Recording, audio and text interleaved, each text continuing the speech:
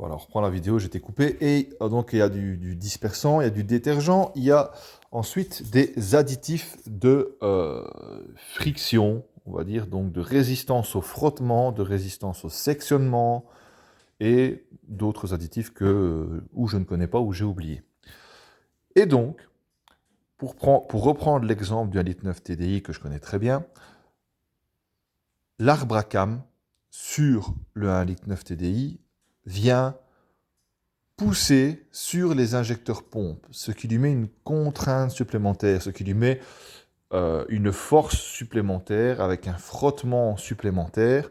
Et tout ça, en fait, la pellicule d'huile qui va venir entre l'arbre à cam et l'injecteur pompe, le culbuteur ou le poussoir. Alors justement, j'ai un arbre à cam de 1,9 litre TDI ici pour vous montrer. Voilà. Ici.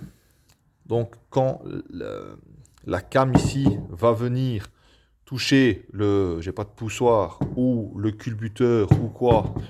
Le culbuteur, c'est plutôt les cams qui sont ici pour manipuler les injecteurs. Du coup, ben, ça, quand ça vient appuyer, en fait, ça n'appuie pas. Entre les deux, il se fait un jeu d'huile. Un jeu d'huile, un film d'huile de peut-être des dixièmes de millimètre qui fait que ça va protéger de l'usure. Et ça se fait avec les additifs. Le gars, Michel Maillot, si je me souviens bien, enfin du moins le gars que GLB interview, explique que les huiles qu'on utilise maintenant sont, je résume grossièrement, de moins bonne qualité. En fait, ils ont des autres composants d'antifriction et de lubrifiant qu'ils utilisaient avant. Exemple, avant, ils utilisaient le chlore, ils utilisaient le soufre pour faire cet antifrottement, ce lubrifiant. Et ces deux additifs-là ne sont plus utilisés parce que ce sont des poisons pour les filtres à particules. Et donc, encore une fois, on a emmerdé avec les normes pollution. Et la norme pollution contraint les fabricants d'huile à trouver d'autres additifs pour lubrifier, protéger le moteur. Et après, ben forcément, c'est moins efficace. Bon, ce sont ses mots à lui, il s'y connaît bien mieux que moi. Mais pour en revenir à ça, c'est pour ça qu'on ne peut pas aller mettre de la 530 qui n'a pas la bonne référence constructeur par rapport au moteur dans lequel on le met, que ça. Je ne peux pas mettre une vidange dans un 1,9 litre TDI injecteur pompe, je ne peux pas aller lui mettre celle-là, qui pourtant est référencée pour Volkswagen. Ensuite, il y a une autre distinction à bien faire, ce que vous voyez ici. On voit MB Approval 229.51. Alors, je ne me souviens plus de mémoire, mais soit c'est une huile pour un certain type de moteur chez Mercedes. Alors, vous voyez ici, il y a 229.51, là, il y a 229.52. Ici, il y aura 229.31 et 226.05. Ça peut être la référence pour un moteur, ou aussi ça peut être la référence pour une échéance de vidange. Ça peut être une échéance de 15 000, 30 000 km, comme la BMW qui est dite long life et donc normalement 30 000 km, etc. Quand on voit Approval, je vais essayer de voir derrière, voilà, il y a c'est bien fait chez Yako, c'est aussi pour ça que j'utilise ça, il y a les homologations. Vous avez les homologations et sur les autres, voilà. Ici, on a vraiment le bon exemple. Ici, on a les homologations et là, on a les spécifications. C'est deux choses complètement différentes. Vous voyez, ici, on a des normes constructeurs. Donc, pour Fiat, vous verrez peut-être pas, mais Mercedes-Benz, Fiat. Et au-dessus, on a des homologations BMW Long Life, Mercedes, mais avec une autre référence, Volkswagen, etc. Quand une huile, elle est homologuée, qu'elle est approuvée, ça veut dire que le constructeur, BMW, Volkswagen, ont testé cette huile avec leur, comment je vais dire ça, leur système de test et d'homologation pour ce type d'huile et ils l'ont homologué. Ça veut dire que le constructeur reconnaît que cette huile est parfaitement identique à l'huile constructeur pour faire la vidange de ce type de motorisation-là. Si vous avez la spécification, ça veut dire que le constructeur de l'huile, Yako, c'est lui qui vous dit que l'huile qu'il a fabriquée a les mêmes spécifications que l'huile constructeur de référence Intel pour tel moteur. Donc, il faut bien faire la différence. Quand c'est homologué, le constructeur a reconnu que cette huile était OK. Quand il y a les spécificités, c'est le fabricant de l'huile qui vous dit « Mon huile a les mêmes spécifications que l'huile Intel, Mercedes, BMW, machin. » Ça peut paraître anodin, mais il faut quand même se dire que si le constructeur a homologué l'huile, c'est que ce n'est pas de la merde.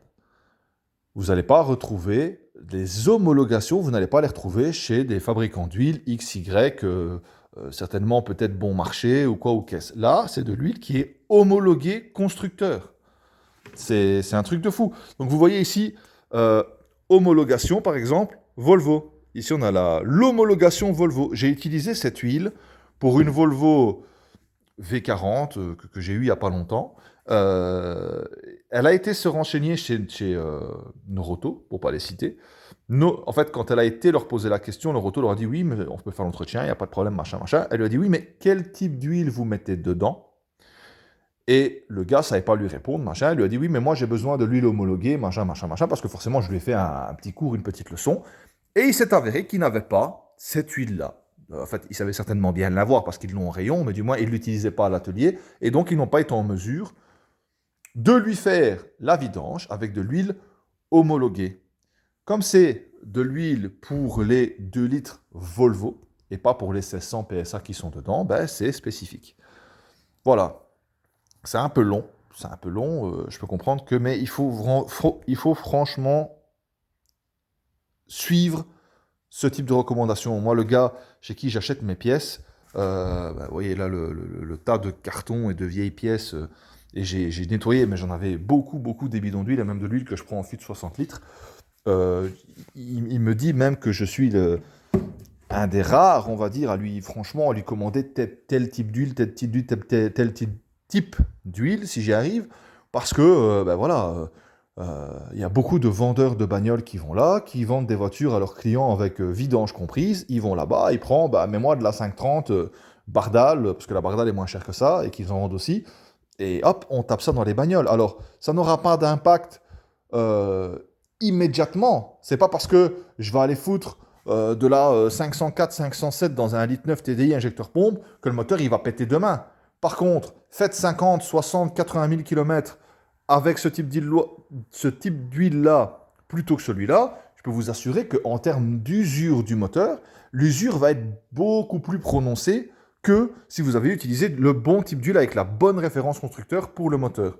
En plus, pour le 1,9 litre TDI, moi je vous conseille d'utiliser de la 540. Vous voyez ici la 540 a les mêmes spécificités, les mêmes homologations. Donc voilà ici. Mais voilà, sur l'1,9 litre TDI, moi je préfère utiliser de la 540, même si le climat qu'on a ici sur papier ne le justifie pas. Mais voilà, certains 1,9 litre TDI chauffent par endroits et donc avoir de la 540, c'est une protection supplémentaire. Enfin, voilà. Vous avez ici de l'huile, vous voyez, chez Yako, où vous avez des huiles comme ça qui sont un petit peu génériques, qui ont plusieurs homologations.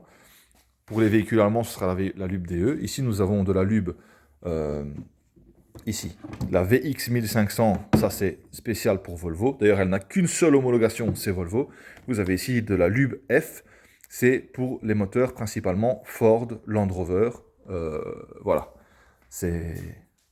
Encore une fois, il y a des ingénieurs qui ont fait des études, il y a des constructeurs de voitures qui se sont fait chier à aller faire des des spécificités à aller mettre certains additifs dans l'huile pour tel type de moteur, croyez-moi que le constructeur, s'il disait ah ben moi, dans mes moteurs en Europe centrale, on tape de la 530 et peu importe, on tape de la 530, ils auraient, mais alors beaucoup plus facile en termes de volume, en termes de stockage, en termes de tout, et surtout ils gagneraient du pognon. Donc, s'ils pouvaient gagner du pognon comme ça, vous inquiétez pas qu'ils le feraient. S'il y a autant de types d'huile qui existent, c'est bien sûr parce que c'est très important. Enfin voilà, la vidéo a été un petit peu longue.